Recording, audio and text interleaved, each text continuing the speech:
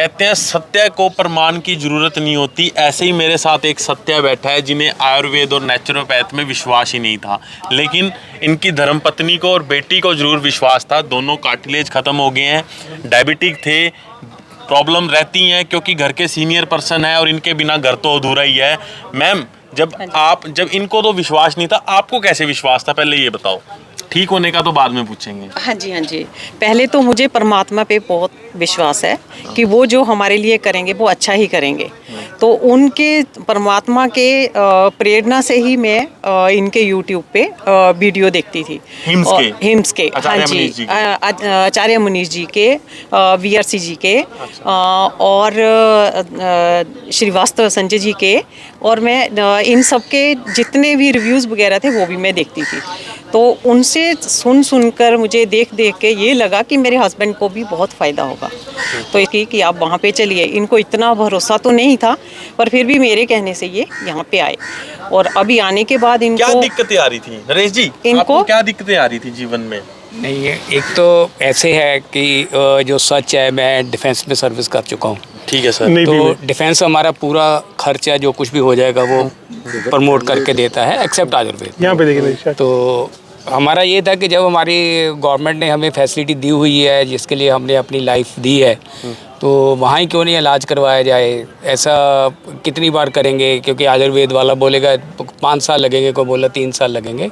इसलिए मैं एलोपैथिक की तरफ जा रहा था। तो वो बोल रहे थे कि आप चेंज करवाइए, रिप्लेसमेंट करवाइए। तो मैंने सोचा कि ठीक है, 1 साल हम रिप्लेसमेंट नहीं करवाएंगे और हम चांसेस लेंगे 2-3 जगह, जो भी होगा। तो स्टार्ट हमने यहाँ से किया, क्योंकि मैं 2 तारीख को ही शिप से उतरा था और मैं चंडीगढ़ में आ गया। तो वहाँ हमने कंसल्टेशन की इस जगह पे 4 तारीख को, और फाइनली 7 को मैं एडमिट हो गया। तो सर क्या लगता है, आप एलोपैथ की तरफ जाएंगे अब कभी? नहीं, मुझे तो लगता है कि असली में ज़िंदगी में क्या करना है पता ही मुझे अभी चला। सर, आपकी देखरेख में इनका इलाज हो रहा है जी। और सर बहुत प्रेज हमने आपकी यहाँ सुनी है कि डॉक्टर संजय बहुत पेशेंट्स को प्यार से फैमिली की तरह रखते हैं। सर क्या इलाज दिया इनको जो ये कह रहे हैं कि मुझे जीवन का मकसद ही अब समझ आया 50 साल के बाद, तो क्या ऐसा दिया इनको? देखिए, सबसे पहले तो आप सबका स्वागत है इस चैनल में। हिम्स हॉस्पिटल डेराबस्सी से हम लोग हैं।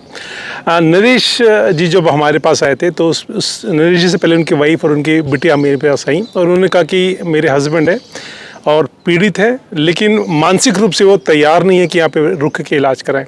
तो सबसे पहले देखिए, किसी भी थेरेपी में सबसे बड़ा हिस्सा एक काउंसलिंग का होता है।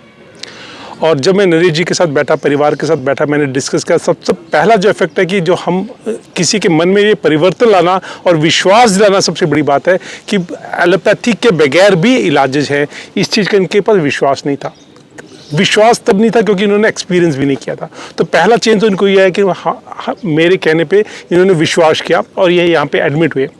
उसके बाद नरेश जी आपको बताएंगे कि यहाँ का जो शेड्यूल है बहुत नेचुरल। ये पहली बात हॉस्पिटल लगता ही नहीं है और हम इसको हॉस्पिटल कहते भी नहीं है। ये बेसिकली एक वर्कशॉप है जहाँ पे लोगों को हम सिखाते हैं कि क्या करना है, उसको सीख के आप घर पे जाके उसको करते हैं और ठीक हो जाते हैं।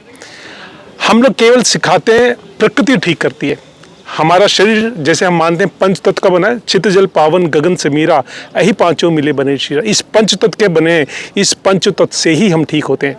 हम केवल लोगों को इसके बारे में जागरूक करते हैं। सुबह लगभग 5-5:30 बजे हमारा योगा सेशन से स्टार्ट होता है। आप अपना एक्सपीरियंस बताइए योगा के बारे में। एक्चुअली अर्ली मॉर्निंग उठने के बाद यहाँ पर योगा होता है, जो मैंने कई जगह पे अटेंड करके देखा है। रामदेव जी के यहाँ भी मैंने किया है, श्री श्री हरि का भी किया है। और अभी मेरी जो नीज़ में रिजिडिटी आई थी, और मैं आपको कैसे बताऊं कि विदिन 1 वीक मैंने इनको खुद जाके बताया कि मेरे नीज़ में फ्लेक्सिबिलिटी आ गई और मैं नीचे बैठ के योगा किया। नहीं तो मैं नीचे बैठने का तो सवाल ही नहीं पैदा होता था।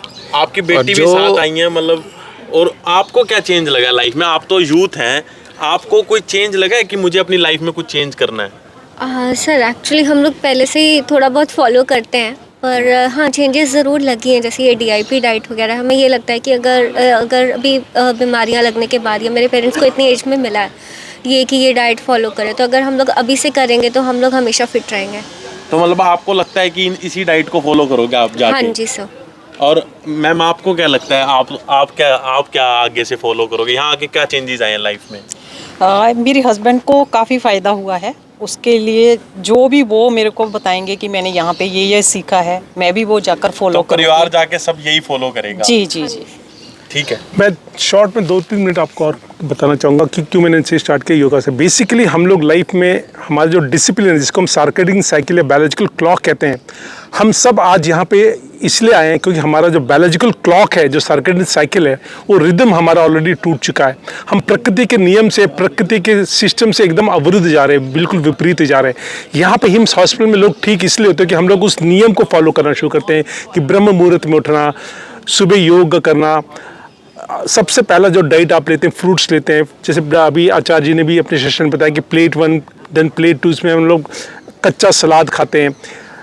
नियम से सब कुछ करना, ये नियम, ये डिसिप्लिन को फॉलो करके ही हम ठीक होते हैं। और नई चीज़, जैसे हज़ारों की संख्या में हमारे पास आज ऐसे पेशेंट्स हैं जो यहाँ पे आए, सीखे और घर जाके वो ठीक हुए। धन्यवाद सर।